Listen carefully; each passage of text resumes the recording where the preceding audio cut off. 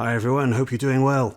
So, about a week ago I went to see the new Martin Scorsese film, Killers of the Flower Moon. I wouldn't ordinarily do a review of a new release movie because there's many other YouTube channels here on YouTube and they do a great job of doing the movie reviews. They do all the synopsis of the film and give all their thoughts and opinions. And I don't really want to be doing that here. That's not what my channel is about. However, nonetheless, the film has stuck with me over this last week, and I've been thinking about it quite a bit and gone off in a few different tangents, I suppose. So I just want to touch on some of that. Now, firstly, I want to go back to this film from 1959, and this is The FBI Story that stars James Stewart. Now, this was a film that credits that it was made with the support and guidance of the FBI and J. Edgar Hoover. In this film, we've got Stewart playing a fictional character, Chip Hardesty, who becomes an FBI officer after being inspired by a speech from Hoover. And if we look at the back of the DVD here, it says that the colourful career of Agent Chip Hardesty covers 1924 to the late 50s. Along the way, he tangles with everything from the Ku Klux Klan to a bomber who commits mass murder for insurance money. His fiercest exploits come in the 30s when he stares down a gun barrel at Babyface Nelson, Pretty Boy Floyd, Machine Gun Kelly, Ma Baker, and John Dillinger. So the 1924 starting point is actually referenced as being connected with Rosewood, but very little is actually said about that. Now, when it comes to the Ku Klux Klan, this film basically just says they didn't like the Bill of Rights and they ransacked homes and defiled ancient devotions, whatever the hell that means. And that's about it. That's about as far as they go in terms of talking about the Ku Klux Klan. And then, within the first hour of this film, we do actually get to a sort of account of the Osage murders. Now, the actual names of Molly, Bill and Rita Smith and Henry Rowan are used in this film. But other characters are given fictional names, and none of the Native American actors get speaking roles. When Hardesty goes to what is called Ute City in Wade County, he's there undercover as a cattle dealer to see what information he can find out. His arrival there, it's quite sort of mocking in terms of the language and imagery that is shown. They describe the town as being populated by Indians, and they say that the area is basically with rain and patience you could maybe get to grow some mud, but that's about it until oil was struck and the Indians became wealthy. And they use a couple of examples to show how the Indians, the Native Americans, couldn't really manage their wealth very well. So, for example, we get to see one guy who has spoken to a plumber about bathtubs and has ended up having a dozen bathtubs outside his house. And then we also get to see another gentleman who likes the idea of having a phone and so has a couple of phones inside his house, despite the fact that he has nobody to ring and no one is likely to call him. And then James Stewart as Hardesty goes on to say, but, there were some serious things as well.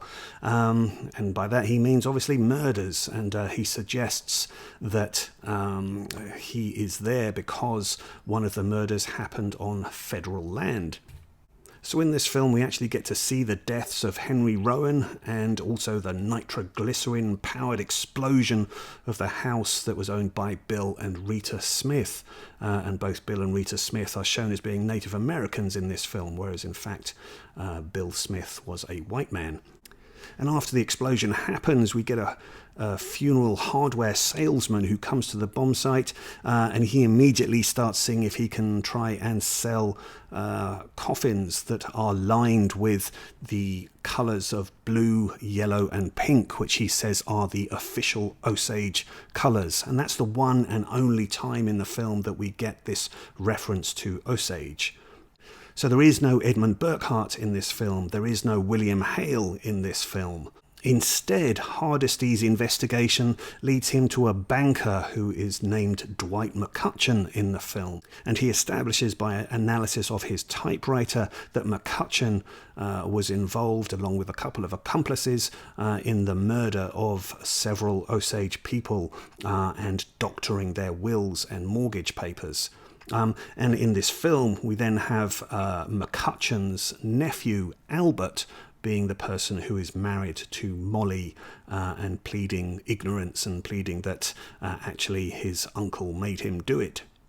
And that's it. That's all we have in this film. 20 minutes in which the investigation is wrapped up. Like I say, none of the Native Americans in this film get any speaking roles. Very interesting to note that their actual names are used in this film, and yet everyone else is given fictional character names. This film then moves on to the 1930s, when the FBI get laws that allow them to carry guns so that they can continue their fight against hoodlums.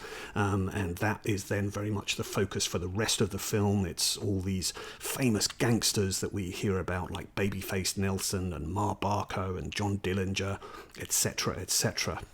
Okay, so let's jump forward now to 2011, and we get J. Edgar Hoover, which is the film that was directed by Clint Eastwood and which stars, Leonardo DiCaprio as J. Edgar Hoover. Now, this film provides a retrospective of the career of J. Edgar Hoover and some of his main involvements and achievements. It also goes some way to point out that this complex man may have embellished his particular role in certain arrests that were made and events that happened. The film makes no reference at all to the Osage murders. And so now here we are in 2023 with Killers of the Flower Moon, which is based on the David Gann book from 2017. Now, I saw this film, like I say, last week on opening day, and I saw it in an IMAX theatre. The film can be seen in any theatre, really. It doesn't need to be seen in IMAX, but I'm certainly glad that I did see it in the theatre, because it's definitely better to concentrate on the film in a theatre rather than seeing it at home. But like I say, the thing I kept wondering about after seeing this film was, was this the best way of telling the story? And like I say, what I mean by that is, although the film was made with the involvement of the Osage Nation, and Molly is represented here quite strongly with a great performance by Lily Gladstone, and other significant roles are played by Native Americans, the focus of the film is still very much on white male protagonists. So we know that initially in pre-production, the intention was to have DiCaprio play the role of the FBI agent Tom White, who ends up being played by Jesse Plemons in the film. But it was DiCaprio who then suggested to Scorsese that the better focus to get to the heart of the story would be to have him play Edmund Burkhart, and then the relationship between both he and Molly and he and his uncle William Hale could then be the thrust of the story and in identifying what actually happened. And also Scorsese has commented that the Osage Nation's story is not really his story to tell. And yes, I think that's quite significant to think about. At the end of the day, this is not a documentary. This is a movie. And there's always going to be elements of artistic license that are involved in that. So now that I've thought about that a bit more and have watched the FBI story, I guess I've come to terms a little bit with my frustrations, I suppose, with how this story may have been told, and I think actually the way Scorsese has gone about it is fair enough, considering this is a movie, it's not a documentary, and it's designed to reach an audience. So absolutely, at the very least, the film is a noteworthy starting point to learn more about the Osage Nation and what really happened. And just remember also the timeline of events of when this happened. So we're talking about the early 1920s here. So going back actually to the FBI story for a moment, that talks very, very briefly about the starting point for the FBI being kind of linked in with Rosewood, and I don't go into any detail about that, but I strongly suggest if you don't know what Rosewood is, then you look up what the Rosewood Massacre is. And then also Scorsese's film touches upon, just quite briefly really, the Tulsa riots. So again, if you're not familiar with what those are, absolutely look those up and educate yourself on those. Because 100 years later, the effects of those events are still reverberating, and there still isn't a sense of finality and resolution and reconciliation about everything that happened. Truth and reconciliation is very much an ongoing thing, and a lot still has to be done. Okay, but as for just my brief comments about the film itself, certainly, like I say, I'm really glad I did see it in the theatre. When The Irishman came out, I didn't go to see it in the theatre because I knew that it was going to be coming onto Netflix very soon. And I kind of regret that decision, really. I do think I would have liked to have seen that in the theatre. Now, I think Killers of the Flower Moon is a stronger film, and I certainly was not affected by the runtime. I found that it flowed really well, and like I say, when you're in the theatre, you can just concentrate on the film so much better. I think if you're at home, there's going to be a stronger likelihood to just pause things and go off and make coffees and go to the toilet and all that kind of stuff. But yeah, no, just if you can, watch it, concentrate on it all the way through.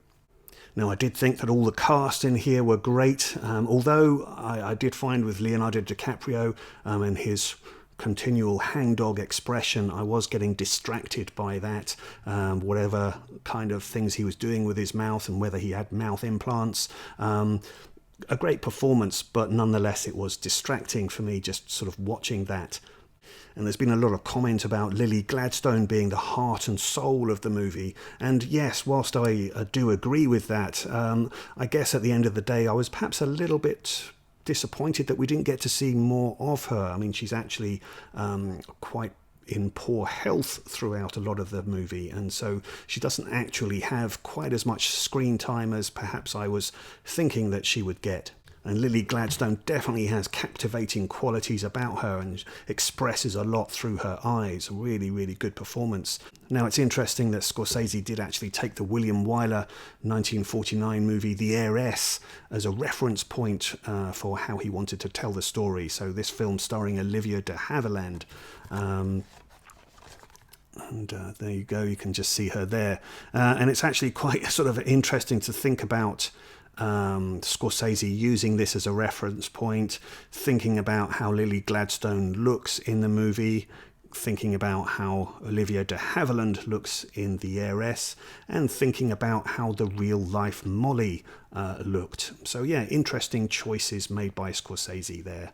And after watching Killers of the Flower Moon, I did go and re-watch both Certain Women and First Cow, which are both films by Kelly Reichardt. Now, Lily Gladstone here, I mean, she's definitely terrific in this film, thoroughly worth seeing. She has a fantastic segment of the film where she acts alongside Kristen Stewart in Certain Women. So, yeah, if you want to see other great Lily Gladstone performances, then watch Certain Women. Now, First Cow, she has a much briefer role in that as a translator, but it's still a noteworthy role. And actually thinking about First Cow, it does just make me think actually how good Kelly Reichardt was in terms of doing sort of costume design in that film. Very detailed but very unfussy, and so really, yeah, it's the performances that you focus on there in her films. Interesting also that the actor Scott Shepherd, who was in First Cow, also appears here in Killers of the Flower Moon, and he's playing the brother of Leonardo DiCaprio's character. And I think Scott Shepherd's performance is really excellent. I mean, he's just a very understated actor. There's nothing showy about his performance at all. So yeah, he's really, really good in this. And then a couple of other actors that I really like to see. Gene Jones, he in this appears as the sort of custodian of the finances of Molly. Really, really good performance. And Gene Jones is perhaps going to be best known to most people for being in No Country for Old Men, and that classic scene about the coin toss that Javier Bardem has with Gene Jones playing the gas station attendant. So yeah, really classic scene that. But yeah, Gene Jones here, again, he's just one of these kinds of characters that you can just put the costume on and just let him act. And yeah, he's terrific. And special mention should also be given to Tantu Cardinal, who plays Molly's mother in the film. Really, really good performance. Now, Tantoo Cardinal, she's a Canadian actress of Cree and Métis heritage, and she's been in the film industry for decades. One of her very earliest roles was actually in this one, Death Hunt from 1981, with Charles Bronson and Lee Marvin. But she's also gone on to appear in movies such as Black Robe and Dances with Wolves and Wind River. So yeah, she's excellent in this film and gives a really fantastic performance. Now, Robbie Robertson's final film score here is also really fantastic, and it definitely provides a beat and a rhythm that keeps the flow of the movie going very well, as does obviously Thelma Schoonmaker's fantastic editing. And again, it's just sort of interesting to think how the editing style has changed quite a bit since the kind of Scorsese movies of the 80s, 90s, where we had lots of sort of whip pans and fast cuts and flash edits and dissolves. This is much more subtle editing, so it's, again, there's nothing showy about it, but the flow of the movie is just very, very good. But like I say, I'm not really here to do a full-on review of Killers of the Flower Moon. I really just wanted to get some thoughts out there and kind of highlight this relationship with the previous 1959 movie there. But anyway, yeah, if you have seen Killers of the Flower Moon, let me know your thoughts. I do strongly think that if you're coming out of this movie and just talking about the runtime, or talking about who might get an Oscar nomination, or is this one going to get a 4K, and what's the steelbook going to be looking like? Stop for a moment and just think a little bit more. Now, not to get preachy at all, because movies are entertainment, but we're in this tricky ground sometimes of when we're trying to watch movies that are based on actual events, and there's a lot of tragedy that's involved. So yes, enjoy a movie, but also think about what you can learn from it and how you can educate yourselves on history. There you go. I sounded preachy again. Didn't mean to do that, but you know what I mean. Okay, so that's enough for now. Let me know your thoughts if you have seen Killers of the Flower Moon, how it affected you, what you think of it. Please do join me again for some more videos. All the best to you. Bye-bye.